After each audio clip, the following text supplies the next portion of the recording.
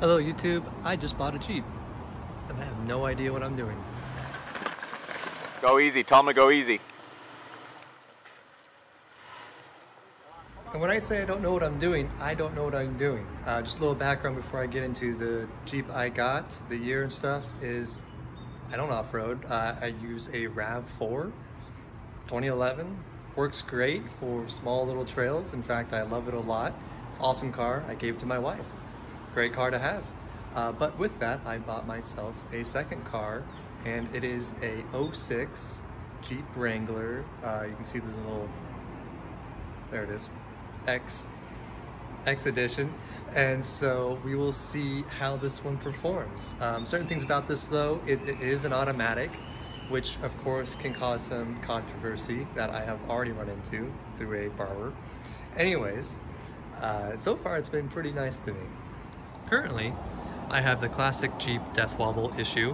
Upon replacing that steering, and then replacing my ball joints, as one outfitter thought was the issue on both sides, I still get some pretty bad Jeep wobble.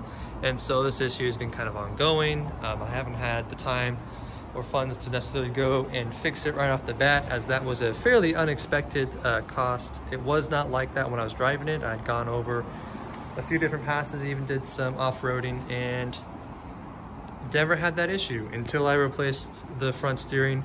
I feel like that is now showing me greater issues that are at hand. One idea that one outfitter has also recommended to me is I get new tires, and that is obviously needed. These things are fairly worn. Definitely this one up here.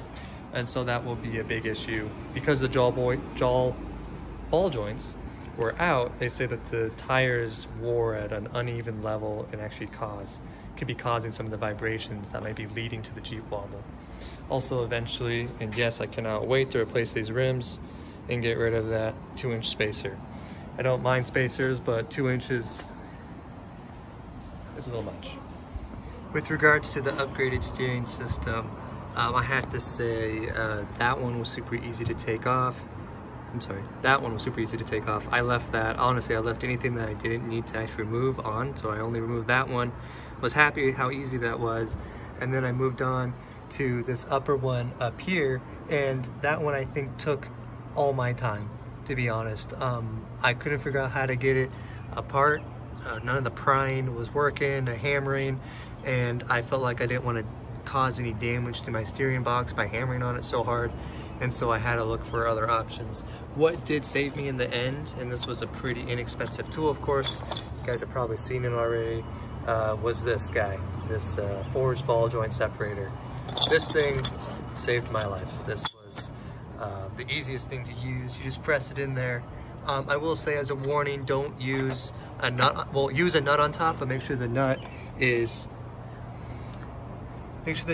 far enough below the line of the actual bolt, because the forceps on it will bend the nut. And I actually had an issue where it had a bad grip on there, and after applying so much force, it had bent the nut so badly it was actually hard to get the nut off. Once I finally did get it loose, it actually caused another issue there. So make sure the nut sits just below the tool, and that way it won't cause any more problems in trying to remove. Also, as a warning, this thing will pop, and when I say pop, it sounded like a 9mm just went off in my ear, and I was out here in my apartment complex. I was nervous. It caught me off guard. This one wasn't so bad. This guy went off, and it was tiny. So, but it was still quite loud, so just be cautious of that, and wear safety glasses. You never know. I did install a steering stabilizer along with this kit when I did it, and this was a Rubicon Express stabilizer.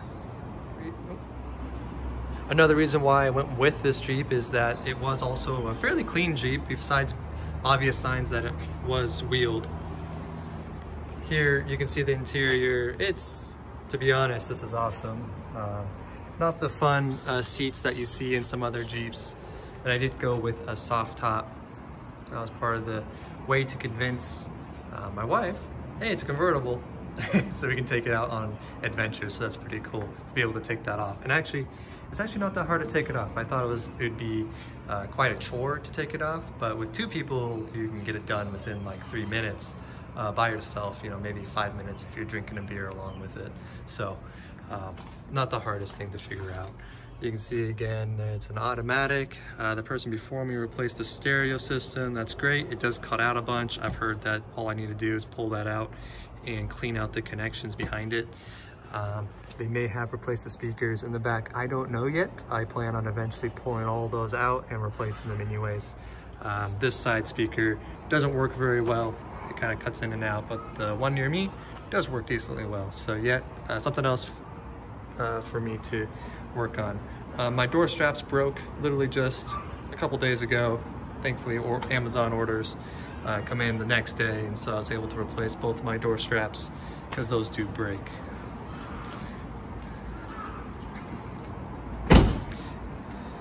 And when I bought it, it didn't come with the little, apparently there's supposed to be some sort of little nuts that hang on there. I don't think I need them. Well, probably famous last words on that. Now my Jeep did not come with a full-size spare. It came with a dumb, small 17-inch rim on maybe what was a 28 size tire. I'm honestly not sure. So that's a shame. So I did just end up getting rid of it. Nothing matched anyways. And so I do plan on getting eventually a matching tire set, or something like the tires I plan on putting on there, just as a backup. We'll see what I end up doing.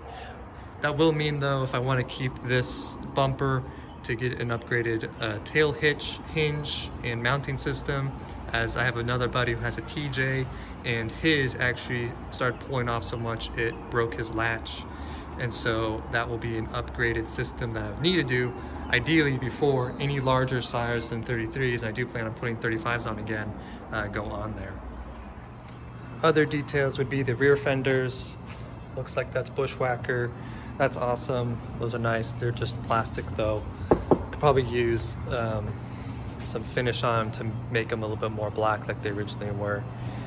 Some things I'm finding out as being a Jeep owner now, and this seems to be a problem with every gas station I go to, is that when you fill up, you need to be cautious of when you get close to the end of the tank, because just about every time I will say it overfills, and I feel bad for the gas station attendant when that happens, because it just spill onto their ground. I did install these light mounts. This was off of Tuff stuff. That was the most current thing I think I did, so I remember it. Sorry, I don't remember any of the other things I've done so far, what their names were. This was off Tuff stuff. This piece seems awesome, but they provided these crappy screws, I have to say, and they rusted out within the week I had them. Just a little bit of moisture and they were done. I tried to get this screw out and I ended up breaking off a puller in it. And so that's a bummer, so I need to look for new options or somehow to get that out without, I don't want to have to bore out the hole just to get the screw out. Although I put these on here recently, I actually now plan on taking them off, because probably one of the first larger expenses I do will be a rack system to go over this. The soft top is awesome, but I would like a rack to carry some things like snowboards and etc. Camping gear, because we do plan on going camping here soon this summer, so we'll see how soon I can put that rack on. And as if I didn't learn my lesson upon installing the light mount over there, I also did it here and broke off a different piece into the screws because they were so bad and stuck. What was the key for me is that my neighbor told me, just take the right fitment size and knock on it.